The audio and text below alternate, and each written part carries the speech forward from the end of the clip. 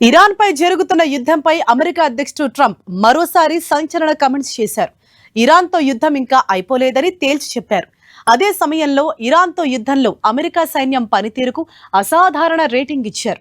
America ఇప్పుడు commanding స్థానంలో ఉందన్నారు. యుద్ధ రంగంలో అమెరికా సైన్యం పైచేయి సాధించిందని, బాగా పనిచేసిందని చెప్పుకొచ్చారు. ఇందులో భాగంగా ట్రంప్ 15/10 రేటింగ్ ఇచ్చారు.